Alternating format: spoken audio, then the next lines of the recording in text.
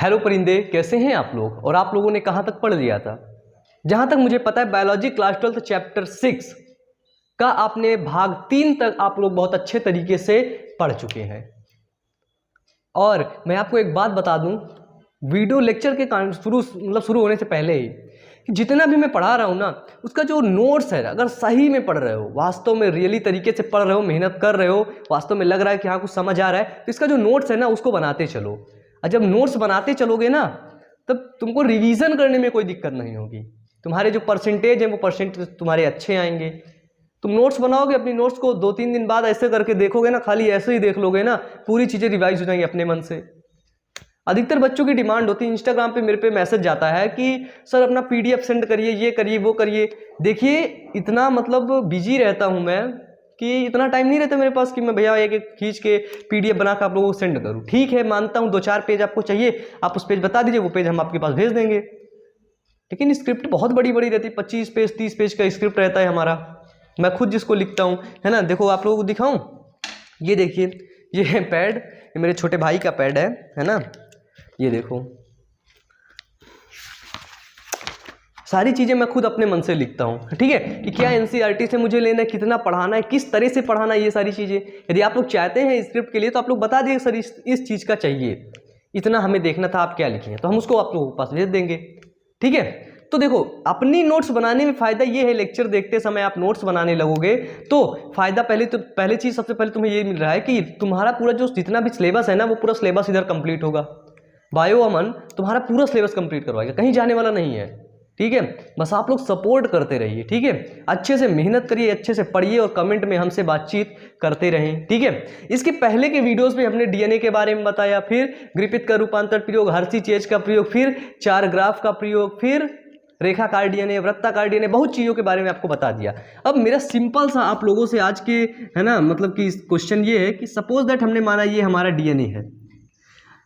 अब हमको आप ये बताइए कि इस डीएनए की ये जो लेंथ होती है ये किसकी बनी होती है, ये किसकी बनी होती है, और डीएनए के जो बीच में होते हैं उनको हम लोग क्या बोलते हैं, ये बताइए। आज आपका यही क्वेश्चन है कि जो बीच में ये डीएनए की जो लेंथ होती है वो किसकी बनी होती है, और ये जो डीएनए के बीच में होता है वो किसका बना होता है। आज आपसे मेरा यही क्वेश्चन है। आज का क्वेश्चन ना, है ना, शुभ दिन का क्वेश्चन होता है ना, कहेंगे उससे बोलते हैं ना शुभ विचार, बोलते हैं ना हिंदी में शुभ विचार। तो इधर आज का जो सुबह का क्वेश्चन है ना, मॉर्निंग टाइप का, यही क्वेश्चन है तुम लोगों का। चलो बताओ, चलो शुरू हो जाओ, कमेंट करके बताना है, ठीक है। सब लोगों को, कोई ऐसा बच्चा नहीं होना चाहिए जो कमेंट नहीं करेगा, ठीक है। अब देखो कमेंट नहीं करोगे तो गलती तुम्हारी। क्यों गलती? क्योंकि तुम कमेंट नहीं करोगे, हम तुमको जान नहीं पाएंगे, और जब जान नहीं पाएंगे तो बड़ी दिक्कत। अब आप लोगों को बता दें कि संडे को आपका टेस्ट होगा, हर संडे आपको टेस्ट लिया जाएगा, और जहाँ तक हम सोचेंगे वो टेस्ट हो सकेगा तो हम लोग लाइव लेंगे, ठीक है। लाइव 8 बजे या 10 बजे के बीच में आपको लाइव टेस्ट आपको दिया जाएगा, ठीक है, टेस्ट कराएंगे। जितना पढ़ाए ना उतना देखेंगे सच में पढ़ोगे नहीं, ठीक है। पढ़ाने का पानी पियोगे तुम लोग, पानी काफी मीठा लग रहा है। चलो आज का टॉपिक है हमारा डीएनए प्रतिलिपिकरण। क्या है ये? है हमारा भाग 4। टॉपिक है हमारा डीएनए प्रतिलिपिकरण, ठीक है। और आपके एनसीईआरटी में डीएनए प्रतिकृति के नाम से दिया हुआ है, ठीक है, डीएनए प्रतिकृति। अब इसको हम लोग इंग्लिश में लिख सकते हैं डीएनए रेप्लिकेशन, ठीक है, समझने वाली बात है बच्चे, ठीक है, डीएनए रेप्लिकेशन। अच्छा आप लोग मुझे ये बताइए डीएनए कैसा होता है? 2 कुंडलित होता है। डीएनए का द्विगुणन, डीएनए का प्रतिलिपिकरण, प्रतिलिपि मतलब प्रति, उसकी एक प्रति कर दो, फिर लिपिकरण मतलब उसकी 2 प्रति बना दो, 3 प्रति बना दो, उसको बोलते हैं प्रतिलिपिकरण। प्रतिकृति मतलब उसी तरह का डीएनए बना देना। रेप्लिकेशन, रेप्लिकेशन नाम से कुछ समझ आ रहा है कि नाम से समझो। प्रतिलिपिकरण यानी कि उसी का कोई प्रति बन रहा है, प्रतिलिपिकरण, है ना। प्रति, पति नहीं, प्रति और पति में बहुत अंतर होता है, जमीन आसमान का, है ना। चलो डीएनए प्रतिलिपिकरण में क्या होता है हमको ये पता है, क्या पता, देखो डीएनए प्रतिलिपिकरण का मतलब ये होता है कि एक मतलब कि पुराने डीएनए से नए डीएनए का बनना। क्या होता है कि पुराने डीएनए से दो नए डीएनए का बनना, दो नए डीएनए का बनना। ठीक है, पुराने डीएनए से दो नए डीएनए का बनना, इसको हम लोग बोलते हैं डीएनए प्रतिलिपिकरण। अब ये बताओ, डीएनए रेप्लिकेशन, डीएनए का द्विगुणन का मॉडल किसने दिया था? बताओ। मैंने आपको बताया था ना, किसका मॉडल? वाटसन और क्रिक का मॉडल। वाटसन और क्रिक ने कब दिया था? 1953 में वाटसन और क्रिक ने, ठीक है, वाटसन और क्रिक ने डीएनए का प्रतिलिपिकरण यानी कि डीएनए रेप्लिकेशन का मॉडल दिया था। डीएनए को बताया कि वास्तव में डीएनए कैसा होता है, डीएनए ऐसा होता है। अब हमको आप ये बताइए, एक सेकंड ना, देखो समझने वाली बात है, ठीक है, समझना, आप मिटा देंगे इसको। ये है हमारा डीएनए, ये देखो,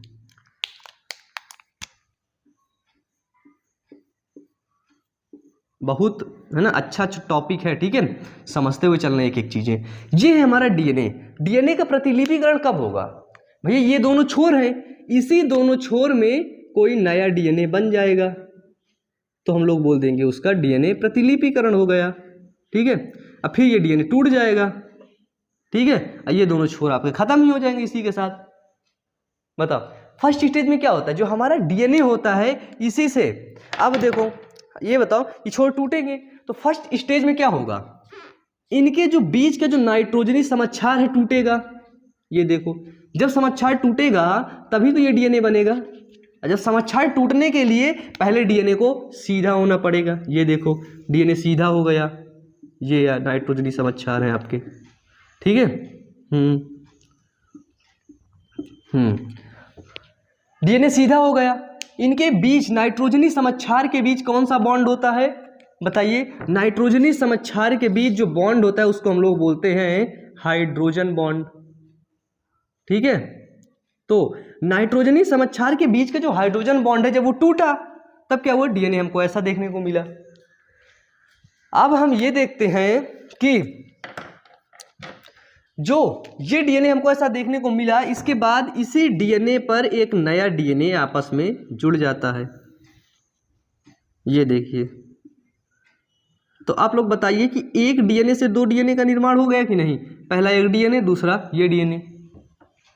यही होता है डीएनए रेप्लिकेशन, यानी कि ये हमारा डीएनए था, फिर ये डीएनए खुल गया, खुल के ऐसा देखने को मिला, फिर उसके बाद सेल कोशिका के माध्यम से न्यूक्लियोटाइड्स जुड़ गए आपस में, क्या हो गया?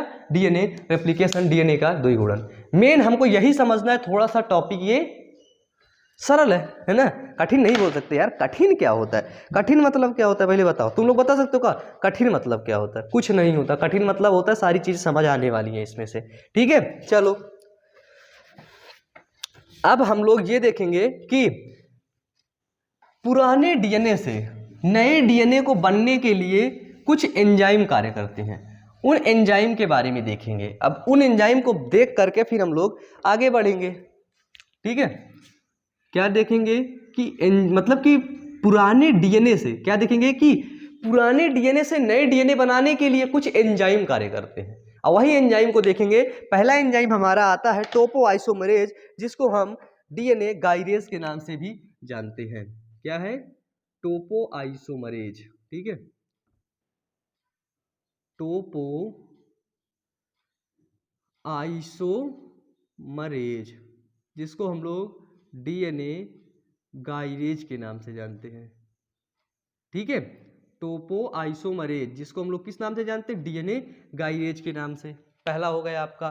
दूसरा आता है हेलिकेज, ठीक है, ये हो गया पहला। दूसरा कौन सा एंजाइम है? दूसरे एंजाइम का नाम है हेलिकेज, ठीक है, दूसरा हो गया हेलिकेज। फिर तीसरे नंबर पे कौन एंजाइम आता है? जो पेन होता है ना, पेन हम ऐसे फंसा लिया करते हैं, ये एक सेकेंड है, पेन ऐसे लिखते लिखते ना एक पेन ऐसे फंसा लेंगे, लिखते रहेंगे, है ना। तीसरा एंजाइम आता है आरएनए पॉलीमरेज, ठीक है, दिख रहा है। यही एंजाइम सब काम करते हैं, तभी जाके डीएनए का द्विगुणन होता है। यही एंजाइम को हमें सही से पढ़ना है। फिर चौथा आता है, चौथा कौन सा आता है? चौथा आता है डीएनए पॉलीमरेज, कौन सा, डीएनए पॉलीमरेज। ठीक है, अच्छे से समझना, सारे एंजाइम्स को मैं अभी याद करवाऊंगा, तुमको जाने नहीं दूंगा। ठीक है, लास्ट एंजाइम आता है डीएनए लाइगेज। लास्ट मतलब अंतिम, है ना। लास्ट एंजाइम आता है डीएनए लाइगेज। क्या आता है, डीएनए लाइगेज। चलो इनको याद करो पहले, ये एंजाइम्स की जो लिस्ट है ना, इनको याद करो, याद करना पड़ेगा। नहीं याद करोगे ना तो, अभी नहीं याद करो, तुम्हें लग रहा होगा अभी नहीं, बाद में कर लूंगा, अभी नहीं याद करोगे ना तो बाद में भी कभी नहीं कर पाओगे। तुम्हें लग रहा होगा ना बाद में कर लूंगा, ये हो जाएगा, वो कुछ नहीं हो पाएगा भैया, तेरा कुछ भी नहीं हो पाएगा। बाद में कभी तुम्हें मौका नहीं मिलेगा, मौका मिलेगा भी ना, तुम लोग याद नहीं कर पाओगे, नहीं करोगे याद, मुझे कन्फर्म है, मुझे पूरा भरोसा है तुम लोगों के ऊपर। कौन दिक्कत नहीं, हैंडसम हैंडसम लग रहे हैं ना, फिट बिल्कुल, हाँ। चलो पहला याद करो मेरे साथ, बोलो टोपो आइसोमरेज, जिसको हम लोग गाइडेज के नाम से जानते हैं। याद करो, पहला पहला कहता है टोपो आइसोमरेज, चलो कंफर्म हो गया। दूसरा याद करो हेलिकेज, फिर से दोनों बार बोलो, topoisomerase helicase, topoisomerase helicase. तीसरा आरएनए पॉलीमरेज, फिर topoisomerase helicase RNA polymerase, फिर चौथा डीएनए पॉलीमरेज, फिर topoisomerase helicase RNA polymerase DNA polymerase, फिर लास्ट याद करो डीएनए लाइगेज। फिर शुरू से बोलो, टोपो आइसोमरेज, फिर helicase RNA polymerase DNA polymerase और डीएनए लाइगेज। बोलो एक बार, बोलो तुम लोग, हाँ क्लियर, आगे आगे आगे, हाँ फिर बोलो, बोलो बोलो, शर्माओ नहीं, बोलो तुरंत बोलो, जल्दी जल्दी बोलो, मैं गिन काउंट कर रहा हूँ, 1, हाँ फ्लो में बोलो, जल्दी जल्दी बोलो, सेकेंड, थर्ड, फोर्थ, 5 हो गए तुम्हारे। ठीक है, अब लाइक कर दो वीडियो को। अब यहां से अब हम लोग बढ़ेंगे, भरेंगे ना उड़ान। अब हम देखो क्या क्या पढ़ेंगे, मेनली सारी चीजें पढ़ेंगे। ठीक है, एक सेकेंड, हमको ये पता है कि सबसे पहला एंजाइम ये है, दूसरा ये है, तीसरा ये है, चौथा ये है, पांचवा ये, यानी कि शुरू से एंजाइम काम करेगा, पहला एंजाइम ये काम करेगा। तो देखो जो डीएनए होती है, यहाँ पे मैं बिटाता रहूंगा, ठीक है, अपने समझने के लिए तुम लोग बना लेना, समझ लेना, ठीक है ना, मतलब जो बनाऊं उसको आप लोग बना लेना। सबसे पहले क्या होता है, डीएनए का रेप्लिकेशन अगर होगा, सबसे पहले अगर तुमको मुझे मारना होगा, अगर तुम लोगों को मुझको पीटना होगा, मारना होगा, तो सबसे पहले क्या करूंगा, तुम लोगों को किसी भी तरह करके घर से बाहर निकालूंगा, बाहर निकालूंगा। घर में आके तो मारूंगा नहीं, घर में आके मारूंगा तो पता लगे, है ना, तुम लोग पहले से ही बंदे बैठा रखे हो घर पे, है ना, जुकाम हो गई यार, है ना। तो देखो, तो तुमको घर से बाहर निकालूंगा, तो डीएनए को सबसे पहले दो नए डीएनए बनाने के लिए सबसे पहले डीएनए क्या करना पड़ेगा, डीएनए की सतह को खोलनी पड़ेगी, और डीएनए की सतह खुलेगी नहीं तो नया डीएनए बनेगा नहीं। तो सबसे पहले आता है डीएनए की सतह को खोलना।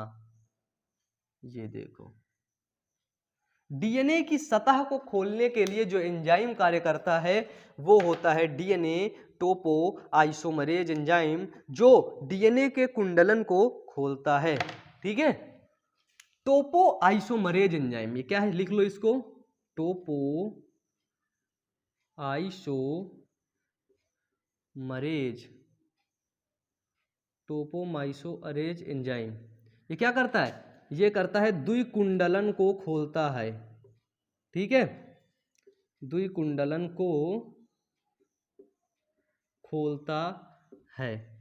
छोटा समझना, जब ये टोपो आइसोमरेज एंजाइम यहां पर काम करने लगा इस डीएनए के अलग से, तो ये कुंडल है, इस कुंडल को ये खोल देगा, फिर आगे कुंडल को सीधे ये खोलता चला जाएगा। ठीक है, यहां काम किया, इसके बाद देखो, ठीक है, बेसिक समझना, कुंडलन को खोलना, सबसे पहले मारने के लिए तुम लोगों को अगर पीटना है, पीटने के लिए क्या करना पड़ेगा, घर आना पड़ेगा, तो इस डीएनए को बाहर निकालना पड़ेगा। सपोज दैट ये एंजाइम यहां से यहां तक कार्य किया, ठीक है, डीएनए को खोल दिया, द्विकुंडल को खोल दिया, तो जो डीएनए के द्विकुंडल ऐसे थे वो कैसे हो जाएंगे, ऐसे हो जाएंगे, हो जाएंगे ना, हो जाएंगे ना, ऐसे होंगे।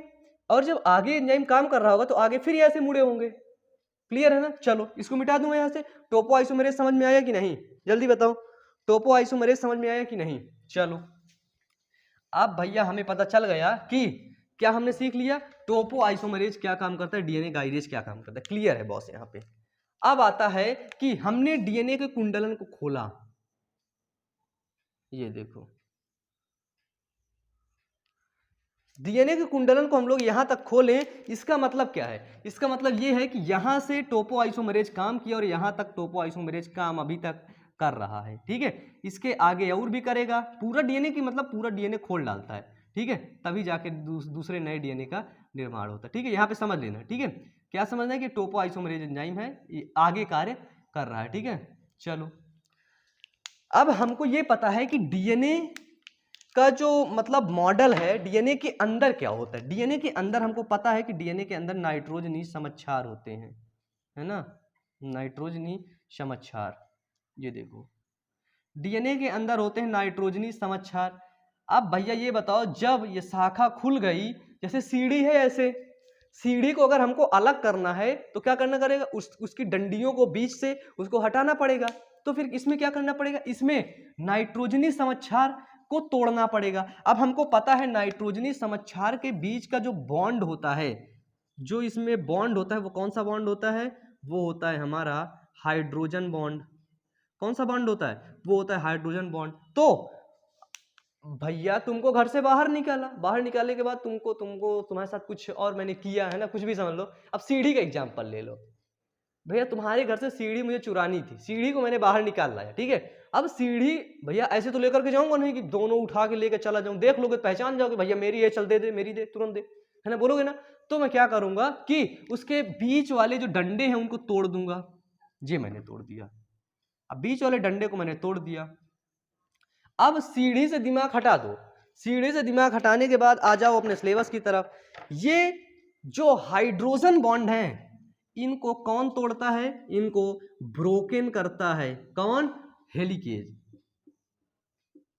मैंने तोड़ा तो भैया मैंने क्या लिया? मैं लिया हेलिकेज। हेलिकेज एंजाइम डाल दिया एक एक डंडे पर, एक एक डंडे पर, तो टूट गया। ये देखो यहां पर क्या, कौन सा एंजाइम कार्य किया? हेलिकेज, ठीक है। यहां तक ये कार्य करता गया। सीढ़ी के डंडे को तोड़ डाला। पहले तो सीढ़ी टिपटी थी, सीधा किया, सीधा करना कौन किया था? टोपोआइसोमरेज। फिर मतलब कि उसके डंडों को, यानी कि हाइड्रोजन बॉन्ड को, नाइट्रोजनी समक्षार कैसे जुड़े होंगे पता होगा, एडेनिन डबल बॉन्ड से थाइमिन और साइटोसिन ट्रिपल बॉन्ड से ग्वानिन, ऐसे जुड़े होते हैं। तो इसको तोड़ दिया। अब हमको ये बताओ कि अगर इधर एडेनिन है तो इधर थाइमिन होगा, इधर साइटोसिन है तो इधर ग्वानिन होगा, ये बीच से तोड़ दिया गया। अब समझो, अब मेन समझने वाली बात तीसरे नंबर पे आती है। तीसरे नंबर पे आता है डीएनए आरएनए पॉलीमरेज, ठीक है। चलो मिटा दे इसको मिटाते हैं, समझ गए ना। अब भैया टूट गया, अब टूट गया तो जुड़ेगा थोड़ी ना, अब इसको छोटा कर लेते हैं समझने के लिए अपने, ठीक है। ये देखो, ये हो गया हमारा छोटा, ठीक है। चलो, अब हमको ये पता है कि जैसे यहां पर हमारा, ये ब्लैक ही है यार, यहां पर हमारा एडेनिन है, यहां पर थाइमिन है, यहां पे साइटोसिन है, यहां पे ग्वानिन है, यहां पे थाइमिन है, यहां पे एडेनिन है, यहां पे साइटोसिन है, यहां पे ग्वानिन है। तो तीसरा एंजाइम आता है आरएनए पॉलीमरेज। कौन सा एंजाइम आता है? तीसरा एंजाइम हमारा आता है आरएनए पॉलीमरेज एंजाइम, ठीक है। कौन सा आता है? RNA polymerase. आरएनए पॉलीमरेज जब यहां पर गिरेगा, जब यहां पर एंजाइम आरएनए पॉलीमरेज करेगा तो क्या करेगा? थोड़े थोड़े आरएनए खंड को ये जोड़ता है। क्या करता है? आरएनए के छोटे छोटे खंडों को, छोटे छोटे लिख लेना, आरएनए के छोटे छोटे खंडों को जोड़ता है। अब देखो, जैसे यहां पर है, यहां पर आरएनए ये आ गया, ये आ गया, ये आ गया, ठीक है ना, मतलब मिला के आ गया, फिर इसके साथ जुड़ गया, इसके साथ जुड़ गया, इसके साथ जुड़ गया। जैसे एडेनिन है तो एडेनिन के साथ आरएनए ने जोड़ दिया थाइमिन, साइटोसिन है तो जोड़ दिया यूरेसिल, ठीक है, थाइमिन है तो जोड़ दिया एडेनिन, ठीक है। ऐसे आरएनए जोड़ता है छोटे छोटे खंड। अब पूछोगे ये छोटे छोटे खंड कहाँ पाए जाते हैं? तो ये छोटे छोटे खंड सेल में पाए जाते हैं। सेल में कहाँ? सेल में पाए जाते हैं ये न्यूक्लियस में। न्यूक्लियस में अंदर क्या पाए जाते हैं? छोटे छोटे खंड को क्या बोलते हैं? छोटे छोटे खंड को बोलते हैं न्यूक्लियोटाइड, ठीक है। क्लियर है? चलो, ये समझो यहां पर हमारा कार्य किया आरएनए, ठीक है। आरएनए पॉलीमरेज तीसरे नंबर पर कार्य कर ही रहा था, तभी मेन एंट्री आ जाती है डीएनए पॉलीमरेज की। यानी कि आप 3 एंजाइम समझ चुके हैं, बताओ सबसे पहले डीएनए की कुंडलों को खोलता है कौन? टोपोआइसोमरेज। फिर सेकंड क्या होता है? सेकंड में जब हम लोग जानते हैं कि ये हेलिकेज है, क्या है? हेलिकेज, यानी कि डीएनए के हाइड्रोजन बॉन्ड को तोड़ता है। Half are hydrogen, half are helicase. Hydrogen bond को कौन तोड़ता है? हेलिकेज। फिर आता है आरएनए पॉलीमरेज। आरएनए पॉलीमरेज क्या करता है? छोटे छोटे खंडों को, जो टूटे हुए खंडों में आपस में जोड़ने का प्रयास करता है, डीएनए बनाने का प्रयास करता है। फिर तीसरे नंबर पर आता है डीएनए पॉलीमरेज। तीसरे नंबर पे आता है हमारा डीएनए पॉलीमरेज। अब देखो डीएनए पॉलीमरेज एंजाइम क्या करता है? जब डीएनए, समझो डीएनए पॉलीमरेज एंजाइम यहां तक किसने काम कर लिया, फिर आरएनए पॉलीमरेज का क्रिज खत्म होगा तो इसको मिटा देते हैं। फिर यहां पर ये जो काम करने वाला एंजाइम आ गया, इसको लिख लेना, ठीक है? यहां पर जो काम करने वाला एंजाइम आ गया, वो आ गया हमारा डीएनए पॉलीमरेज। कौन सा आ गया? वो आ गया डीएनए पॉलीमरेज। अब जब डीएनए पॉलीमरेज एंजाइम कार्य करेगा ना, तो जैसे आरएनए में यूरेसिल होता है, ठीक है, तो इसमें यूरेसिल नहीं रहेगा, ये सीधे एक श्रृंखला जुड़ेगी। और श्रृंखला जुड़ने के बाद साइटोसिन के बाद यहाँ पे हो जाएगा आपका ग्वानिन। फिर साइटोसिन है तो ग्वानिन, एडेनिन है, थाइमीन, ठीक है, साइटोसिन है, ग्वानिन, फिर ग्वानिन है, साइटोसिन, अरे एक डबल वन क्या यार, है ना, थाइमीन है, एडेनिन, ठीक है, एडेनिन है, यहाँ पर हो गया थाइमीन, फिर ग्वानिन है, यहाँ पे हो गया साइटोसिन। ये देखो ऐसे जुड़ करके क्या बना लेगा? ऐसे जुड़ करके बना लेगा डीएनए। और सेम प्रोसेस नीचे भी होगी कि जब डीएनए पॉलीमरेज एंजाइम कार्य करता है तो क्या करता है? अब पूछोगे ये छोटे छोटे कण को हम लोग क्या बोलते हैं? न्यूक्लियोटाइड्स। अब ये न्यूक्लियोटाइड्स हमको कहां से मिलते हैं? न्यूक्लियोटाइड्स कोशिका में रहते हैं, ठीक है। तो देखो डीएनए पॉलीमरेज क्या करता है? डीएनए पॉलीमरेज एंजाइम की सहायता से कोशिका के न्यूक्लियोटाइड्स के खंड आकर के डीएनए के साथ जुड़ने लगते हैं। जब डीएनए पॉलीमरेज एंजाइम गिर जाता है, डीएनए पॉलीमरेज एंजाइम काम करने लगता है, तो बोलता है कोशिका को, कोशिका, बोलेगी कोशिका हाँ सर बताइए। डीएनए पॉलीमरेज ने बोला देखो जितने भी तुम्हारे पास छोटे छोटे खंड है ना डीएनए वाले न्यूक्लियोटाइड्स के, उसको जाकर के डीएनए में जोड़ दो चुपचाप, और सीधा जोड़ना, खराब मत करना, नहीं बहुत मारूंगा। और कोशिका बोला अरे नहीं सर अब नहीं, मैं खराब, मैं कैसे खराब करूं, मैं अच्छा काम करूंगी, है ना, आप मुझे से काम करवाया करिए, ठीक है। डीएनए जो है वो मेल है, कोशिका फीमेल है, ठीक है, समझना अपना, ठीक है, उतना समझ रहे हो तुम लोग। तो देखो अब जब डीएनए पॉलीमरेज बोल दिया कि जल्द जा जोड़ दे, तो भैया कोशिका गई, न्यूक्लियोटाइड जितने भी हैं सब आपस में जुड़ने लगे, ठीक है। तो डीएनए पॉलीमरेज एंजाइम आदेश दे दिया, ठीक है। अब देखो जैसे हम लोग इसको देख लेते हैं, इसमें भी ऐसे ठीक उसी प्रकार जुड़ेगा, एडेनिन, फिर साइटोसिन, फिर ग्वानिन, फिर थाइमीन, है ना। अब देखो एक चीज आपको ये समझनी है कि अगर डीएनए की ये शाखा 3' है तो ये शाखा कौन सी होगी? ये शाखा 5' होगी कि नहीं?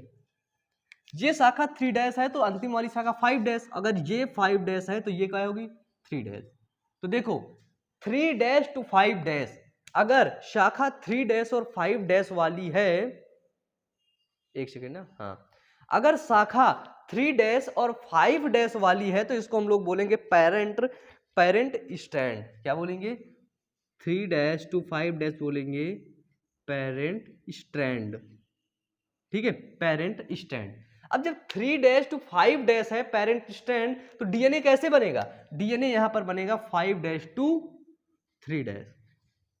अब किस तरह बनेगा? इधर की दिशा पर बनेगा, ऐसे बनता चले जाएगा। यानी कि कोशिका, डीएनए पॉलीमरेज को पता था कोशिका जाके सही से जोड़ना, तो कोशिका को पता है कि अच्छा ये 3' है 5' है, तो मतलब कि 5' से शुरू करना पड़ेगा। ये 5' से शुरू कर दिया, उल्टा नहीं आया कि उधर जहां मिले वहीं मन जोड़ दो, नहीं, 3' है तो मतलब 5' वाले से शुरू होगा, ठीक है। और जितने नाइट्रोजनी समक्षार उधर है उतने नाइट्रोजनी समक्षार इधर भी है। अब हमको ये पता है कि जब ये 5' से शुरू होगा 3' पर, क्या होगा? 5' से शुरू होगा 3' तक, तो ये क्या होगा? इसको हम लोग बोलेंगे कॉन्टिन्यूअस। क्या बोलेंगे? कॉन्टिन्यूअस, जिसको हम लोग बोलते हैं सतत, ठीक है, मतलब ये कॉन्टिन्यूअस जा रहा है। अब देखो एक डीएनए हमारा कॉन्टिन्यूअस बन गया, ठीक है, एक डीएनए हमारा कॉन्टिन्यूअस बन गया, यानी कि इस डायरेक्शन पे, यही डीएनए पॉलीमरेज की सहायता से। अब जो नीचे वाला डीएनए है ये है 5' और उधर है 3'।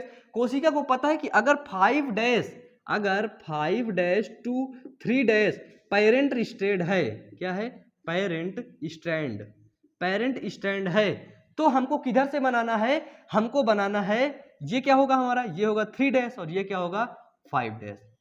तो हमको जो कोशिकाएं जो आपस में मतलब हमको बनानी है वो कैसे बनानी है, वो बनानी है 5 डैश से 3 डैश की तरफ, यानी कि 3 डैश टू 5 डैश हमारा क्या होगा, 3 डैश टू 5 डैश होगा डिसकंटिन्यूअस, डिसकंटिन्यूअस जिसको हम लोग बोलते हैं असतत।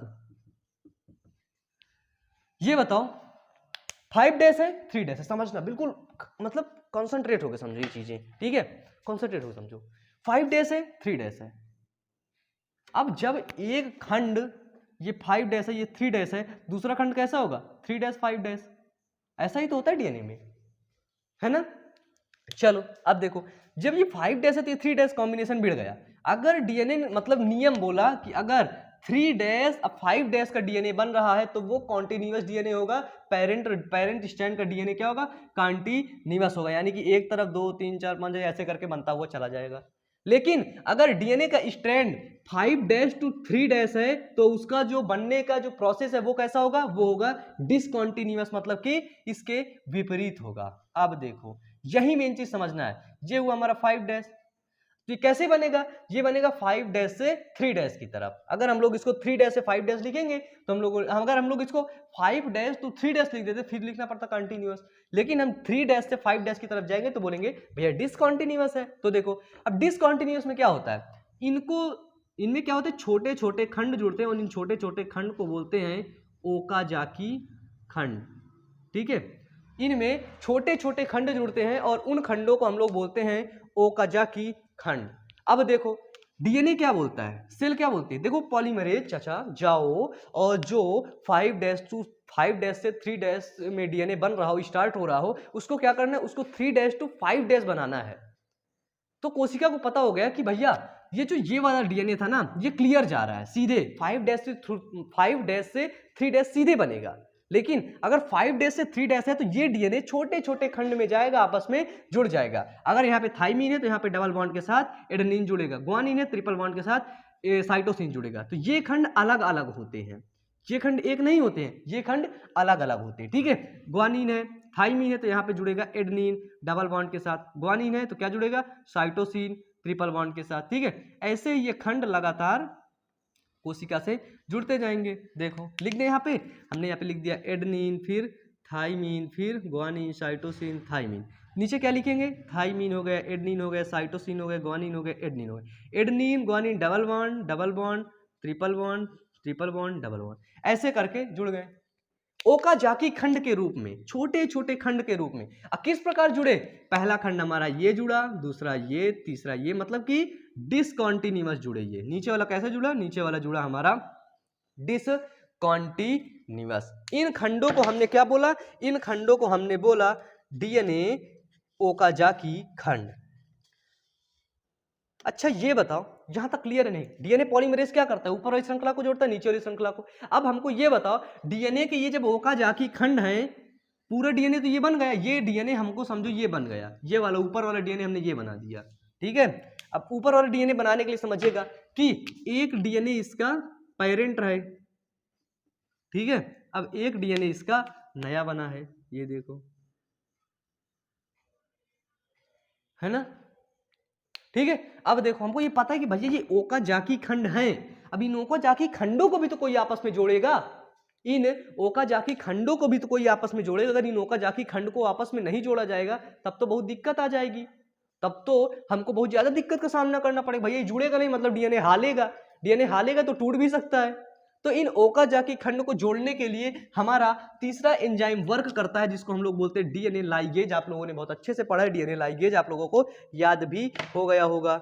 डीएनए लाइगेज क्या करता है, डीएनए लाइगेज क्या करता है, एक सेकंड ना, डीएनए लाइगेज इन ओकाजाकी खंडों को आपस में जोड़ देता है। तो यहां पर ये एंजाइम कौन सा है, ये एंजाइम है डीएनए लाइगेज, ठीक है, क्या है डीएनए लाइगेज, इन ओकाजाकी खंडों को आपस में जोड़ देगा। अब जब ये ओकाजाकी खंड भी आपस में जुड़ जाएंगे तो भैया हमारे दो डीएनए बनेंगे, एक डीएनए ये हो गया, एक डीएनए ये बनेगा, है ना, बताओ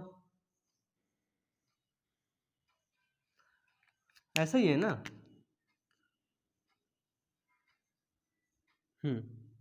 ये देखो, ये हो गए हमारे एक डीएनए ये, एक डीएनए ये। बताओ ये समझ में आया कि नहीं? जितना मैंने अभी तक तुम लोगों को चटा, जितना तुम लोगों को बताया, समझ में आया या नहीं आया? बताओ, बताइए सर। इतना प्यार से, इतना सीरियस, मतलब इतना मतलब फनी अंदाज में पढ़ा दिया। बताओ समझ में आएंगे? सच बताओ, इसको नीचे कमेंट करना ही है कि सर पूरा समझ में आ गया। ये नीचे कमेंट आना ही चाहिए। यदि नहीं आया तो इसको रिपीट करो, वीडियो को फिर से रिपीट करो। भी थोड़ा सा भी और बताऊंगा इसके बारे में, ठीक है? मिटा दूं? चलो, अरे गलत हो गया। चलो इसका स्क्रीनशॉट ले लो तुम लोग, तुरंत बनाओ मेरे साथ। अब ये देखो, इतना बड़ा हो गया होगा ना। अगर इतना बड़ा पहले समझाता ना, तुम ना समझ, अरे बार ये क्या, मैं समझ ही नहीं पाऊंगा। छोटे छोटे एक एक खंड को समझते चले भैया, पूरा तुम डीएनए समझ गए, है ना? पूरा ज्ञाता तुम ही बन गए, है ना? चलो मिटा दें। चलो, तो अब मैं तुमसे क्वेश्चन क्या करूंगा, मैं तुमको खुद बताऊंगा, ठीक है? समझना, ठीक है? समझना क्या मतलब, तुम लोगों को याद ही, अब तुम लोग, है ना, हम ही का समझा दो, है ना? सच बोल रहे हैं तुम लोग तो, कोई तब हमको ही समझा दो, हम भूलने लगे ना तो और गलत बोल रहे हैं सर, गलत बोल रहे हैं। ये ऐसा नहीं है। डीएनए टोपोआइसोमेरेज क्या करता है? डीएनए के कुंडल को खोलता है। सेकंड आता है हेलिकेज। हेलिकेज क्या करता है? डीएनए के बीच के जो नाइट्रोजनी समाचार के बीच हाइड्रोजन बॉन्ड होता है उनको तोड़ता है। फिर RNA polymerase. RNA polymerase RNA के छोटे छोटे खंडों को डीएनए के पास आपस में ला जाकर जोड़ता है। फिर डीएनए पॉलीमरेज। डीएनए पॉलीमरेज क्या करता है? डीएनए के खंडों को सीधे जोड़ करके डीएनए बना देता है। लेकिन जो नीचे वाला डीएनए होता है, पेरेंटल 5' to 3' वाला डीएनए जो होता है, वो डिसकंटिन्यूअस जाता है, असतत जाता है, पीछे की तरफ आता है। तो जब डीएनए के डिसकंटिन्यूअस वाले जो मतलब कि फेज में क्या होता है, उसमें ओकाजाकी खंड रहते हैं। अब वो ओकाजाकी खंड को जोड़ने के लिए डीएनए लाइगेज आ जाता है। डीएनए लाइगेज आ जाता है, ओकाजाकी खंड को जोड़ देता है। अब हमको ये बताओ, हमने आपको ऐसा चित्र बनाया था, है ना? ये देखो, तो इसमें अब देखना, बिल्कुल मतलब माइन्यूट सा काम है, समझना। ये हमारा ऊपर वाला डीएनए है, पेरेंटल डीएनए जिसको बोला, ठीक है? ये नीचे वाला डीएनए पेरेंटल डीएनए, है ना? Parent DNA. अब ये बताओ, ये ऊपर वाला डीएनए, नीचे वाला डीएनए कौन सा है? नया डीएनए है, ठीक है? नया डीएनए है। ऊपर वाले डीएनए को हमने क्या बोला था? ऊपर वाले डीएनए को हमने बोला था, एक सेकेंड ना, ऊपर वाले डीएनए को हमने बोला था 5'। तो ये क्या होगा? 3' होगा। ये क्या है? 3'। ये क्या है? 5'। ये अगर 5' है तो इसको 3' होना पड़ेगा, फिर ये 5' होगा। इसको 3' होगा तो ये 5' होगा, फिर ये 5' है तो ये 3' होगा, ठीक है? अब इन दोनों डीएनए को हम लोग अलग करते हैं। सबसे पहले ऊपर वाला डीएनए हम लोग अलग करते हैं। एक डीएनए ये हमने गलत हो गया, देखना, ये एक कुंडलन कौन सा है? एक कुंडलन पहले वाला है। अब ये दूसरा कुंडलन हमारा बना है, ठीक है? दूसरा कुंडलन क्या है? दूसरा कुंडलन बना है। ये देखो, समझ आ रहा है कि नहीं? कौन सा कुंडल बना है, कौन सा कुंडल पहले वाला है? ये देखो, जब ये कुंडल पहले वाला है, ये क्या है? 5' है। ये हमारा क्या होगा? 3' होगा। अगर ये 5' होगा तो ये फिर क्या, सॉरी, ये अगर 3' होगा तो ये क्या होगा? ये होगा 5'। ये हो गया हमारा डीएनए जो एक बने फर्स्ट। इसमें से ये बताओ, एक डीएनए इसके जनक का है। इसमें जो संतान पैदा हुई है, इसमें एक डीएनए तो इसके जनक का है और एक डीएनए इसका खुद का है। एक डीएनए संतति, यानी कि एक जनक और एक संतति मिलकर के क्या बनाता है? डीएनए। एक न्यूक्लियोटाइड जनक का, एक न्यूक्लियोटाइड संतति का मिलकर के क्या बनाता है? डबल न्यूक्लियोटाइड, यानी कि डीएनए। ये डीएनए हो गया हमारा। ये देखो,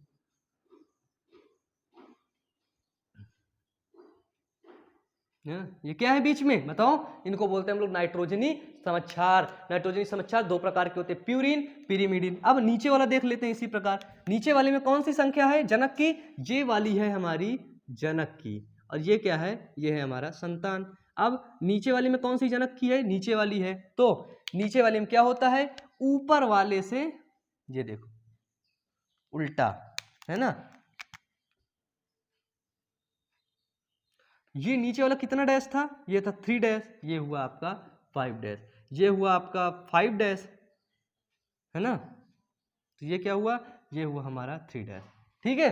चलो अब जब नीचे वाला डीएनए बना तो ये डीएनए, ये नीचे वाला डीएनए कौन सा है, ये नीचे वाला डीएनए है जनक का, और ये डीएनए किसका है, संतान का, संतति का। जनक के डीएनए देखो, माने कि जनक के आधे नाइट्रोजनी समक्षार और संतान के आधे नाइट्रोजनी समक्षार मिल करके बनाते हैं पूरा डीएनए। ठीक है, ये देखो पूरा डीएनए मिल करके, ये सारी चीजें मिल करके बनाते हैं। तो ये हमारा हुआ डीएनए फर्स्ट और ये हुआ डीएनए सेकेंड। अब एक चित्र तुमको मैं दिखा दूं थोड़ा सा।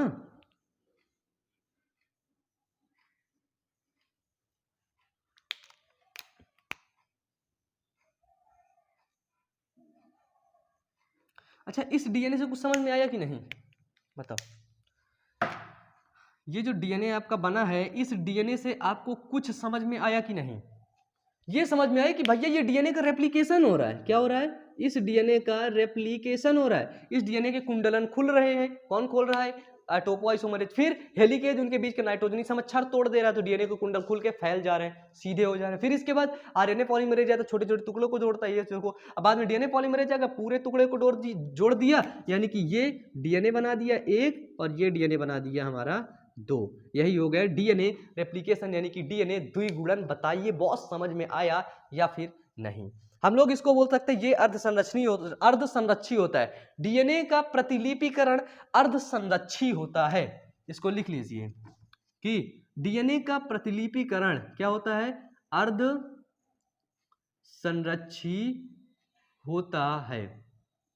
अर्धसंरक्षी का मतलब क्या होता है कि इसका जो आधा शरीर है वो किसका होगा? आधा शरीर जनक का होगा और आधा भाग अर्धसंरक्षी का मतलब होगा कि आधा इसमें से जनक का होगा और आधा नया बनेगा। ठीक है, पूरा नया नहीं बनेगा, आधा जनक का रहेगा, आधा नया बनेगा, है ना। जैसे हमारी गाड़ियां होती हैं, बाइक्स होती हैं, क्या होता है बाइक में? हर बार उसके फीचर्स अलग हो जाते हैं। तो बाइक पहले से बनी है, बाइक आधी बनी है, बस उसमें आधा चेंज करके नई बाइक बना देते हैं, नई बन गया। बाइक का समझो, सपोज दैट सबसे पहले आती थी ना टीवीएस की कोई गाड़ी, समझ लो वेक्टर आती थी, ये समझ लो ये गाड़ी है। हाँ, अब ये वेक्टर में क्या हुआ, धीरे धीरे इंप्रूवमेंट हुआ, फिर आ गई टीवीएस की बाइक आने लगी, फिर अपाची आने लगी, रेसर बाइक आने लगी। यानी कि जब वेक्टर आई थी, वेक्टर में फिर इंप्रूव किया, फिर बाइक बनाया, फिर टीवीएस स्टार सिटी आ गई, फिर क्या आई, फिर टीवीएस आपका आ गई, यही स्पोर्ट आ गई, स्टार सिटी आ गई। ठीक है ना। तो ऐसे ही डीएनए है, पहले डीएनए होता है, फिर उसी का आधा मॉडल आधा डीएनए में चला जाता है, फिर उसका आधा दूसरे डीएनए में चला जाता है, वो डीएनए बन के नया डीएनए बना लेता है, इसलिए उसको बोलते हैं अर्धसंरक्षी। बताओ, दिमाग खा लिए यार तुम लोग इतने में, वास्तव में पता है तुम लोग। अच्छा ये बताओ, सच में बताना, समझ आ गया है ना? अरे बिल्कुल समझ आ गया होगा। और देखो जितने भी बच्चे ना, मैं सीरियस होकर कह रहा हूँ, जितने भी बच्चों को अभी तक समझ नहीं है ना, वो वीडियो को फिर से देख लो, वीडियो को फिर से देख लो, समझ आ जाएगा। और नहीं देखोगे ना, पछताओगे यार तुम लोग खुद।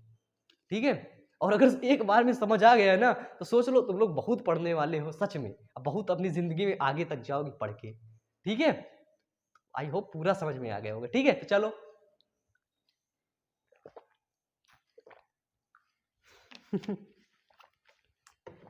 अब जाओ ना, क्या कर रहे हो यहाँ पे, क्या कर रहे हो? जाओ जाओ जाओ, काम करो अपना, लेक्चर सुनना है क्या? चलो सीरियस हो जाओ। देखो 5 मिनट के लिए दिन में तुम क्या किया करो, दिन में तुम 5 मिनट के लिए सीरियस रहा करो। सीरियस का मतलब क्या होता है कि अपने बारे में सोचा करो। कभी कभी ऐसा होता है, ठीक है, देखो ये मोटिवेशनल बातें होती हैं, सब लास्ट में होती हैं, ठीक है, पढ़ने के बाद। ठीक है, यही जोश के साथ जाओ, तुम अपना दूसरा काम करो। सुबह लेक्चर देख ही लिए हो, सुबह का टाइम निकालो 8 बजे का, 9 बजे का, 7 बजे से 9 बजे के बीच में हमारी क्लासेस चल सकती है किसी भी समय। ठीक है, तो इतना टाइम निकालो। अब ये बताओ, जब आप लोग पढ़ने के लिए सीरियस हो जाओगे, 5 मिनट आप सीरियस रहोगे, अपने बारे में सोचोगे, तो तुमको लगेगा कि वास्तव में दुनिया बहुत बड़ी है, इससे हमको आगे निकलना चाहिए, है ना, हमको ये करना चाहिए, वो करना चाहिए, अपने फ्यूचर के बारे में सोचना चाहिए। जब आप अपने फ्यूचर के लिए सीरियस ही नहीं होंगे तो भैया आप कुछ सोचेंगे नहीं नया। जब आप कुछ नया नहीं सोचेंगे तो आप कुछ नया करने का प्रयास नहीं करेंगे। जब आप कुछ नया करने का प्रयास नहीं करेंगे तो आपको कुछ नया मिलेगा नहीं। जब आपको कुछ नया मिलेगा नहीं, तब आप जिंदगी भर अपना रोते रहोगे, कुछ नहीं हुआ, कुछ नहीं हुआ, कुछ नहीं हुआ, पूरा जिंदगी रोना पिटना बना रहता है। तो इसलिए जो अभी तुम्हारे पास समय है ना, उसको यूटिलाइज करो, उसको किसी भी तरीके से यूटिलाइज करो, उस समय को ना व्यर्थ मत करो। लोग बोलते हैं ना टाइम पास, टाइम पास सबसे गंदा वर्ड है, सबसे गंदा। इस दुनिया में कोई गंदा वर्ड है ना, तो सबसे गंदा वर्ड यही है, टाइम पास। टाइम अच्छा वर्ड है लेकिन पास गंदा वर्ड है। टाइम पास है, मेरा टाइम नहीं पास हो रहा था तो बेबी तुम्हारे पास कॉल कर दिया मैं। बेबी बोलेगी, लड़की बोलेगी, बाबू मेरा टाइम नहीं पास हो रहा था इसलिए मैं आपके पास कॉल कर दी हूँ। टाइम कोई पास करने की चीज होती है? ठीक है, तो आप लोग अपना जितना से जितना जो समय है ना, जिसने अपने समय को बचा करके रखा वो जिंदगी में बहुत आगे तक गया। बस 2 मिनट लूंगा। एक आपने सुना होगा बिल गेट्स, इस समय दुनिया के सेकंड नंबर के रिचेस्ट पर्सन में आते हैं। बिल गेट्स माइक्रोसॉफ्ट की जो कंपनी है उनकी है। कहते हैं कि बिल गेट्स के अगर 10 लाख रुपए जमीन में गिर जाए तो वो नहीं उठाएंगे। क्या करेंगे? नहीं उठाएंगे, आगे बढ़ जाएंगे। क्यों? क्योंकि जितना समय वो 10 लाख को उठाने में खर्चा करेंगे उतने समय में वो 1 करोड़ रुपए कमा लेंगे। तो बताओ, अब जब 10 लाख नीचे गिरे उसका जितने समय में उठा के वो भरेगा ना उतने समय में 1 करोड़ कमा लेगा। यानी कि सोचो उसकी जिंदगी में समय की, टाइम की कितनी वैल्यू है। और जिस दिन आपकी जिंदगी में, आपके लाइफ में टाइम ऐड हो जाएगा, समय की वैल्यू ऐड हो जाएगी, देखना उसी दिन से तुम्हारी जिंदगी बदलना शुरू हो जाएगी। तुम्हारी जिंदगी ना एक नए दिशा पर चलने लगेगी, बदलना शुरू हो जाएगी। तो आज का भाषण यहीं पर खत्म करते हैं। ठीक है, आप लोग पढ़ते रहिए, मेहनत करते रहिए, आप लोग बहुत अच्छे लड़के हैं। ठीक है, मेरा भी सपोर्ट करते रहिए, बच्चों के पास शेयर करते रहिए ज़्यादा से ज़्यादा, वीडियो को लाइक कर दीजिएगा और चैनल को सब्सक्राइब कर लो प्यार से। ठीक है, तो पढ़ते रहिए, मेहनत करते रहिए। Wish you all the best. Thank you.